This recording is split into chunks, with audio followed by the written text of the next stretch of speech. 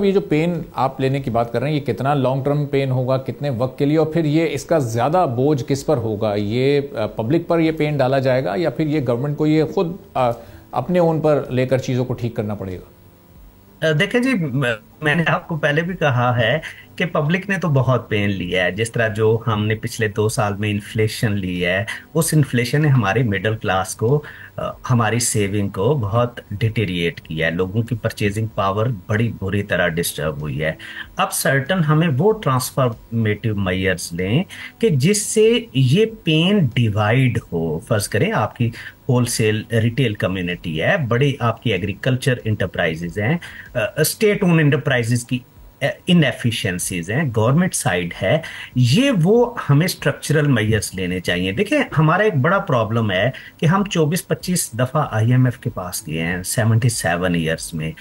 हम जो ही थोड़ा सा बेहतर होते हैं, एक मरीज बेहतर होता है, तो हम दोबारा वही जिसको कहते हैं ना हरकतें शुरू करते हैं। तो हमें बड़ी सीरियसनेस शो करनी है कि हमें अगले 2-3 साल के बाद ये ना हो कि इस प्रोग्राम से हम निकलें और 3 साल के बाद हमारी वही हालत हो। तो ये तो बड़ा एक अलार्मिंग चीज है कि हमारी जो डेट सर्विसेज है वो बड़ी अलार्मिंग चली गई हैं। इस साल हमारा 18 ट्रिलियन बजट है और 10 ट्रिलियन हमने इंटरेस्ट पेमेंट एलोकेट की हुई है।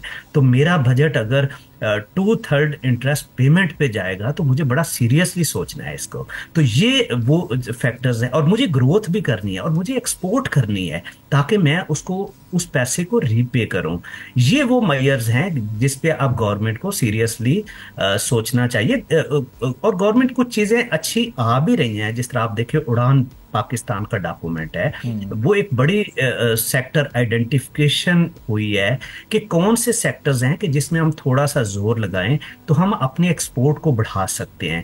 तो हमने अपनी इकोनॉमी को $1 ट्रिलियन की तरफ लेके जाना है, या हमने इस वक्त जो 32-33 बिलियन पे हमारी एक्सपोर्ट स्टेगनेंट है, इसको हम कैसे 2030 में कुछ लेके चले जाएं 50-60 पे, और 2035 में 100 पे लेके जाएं।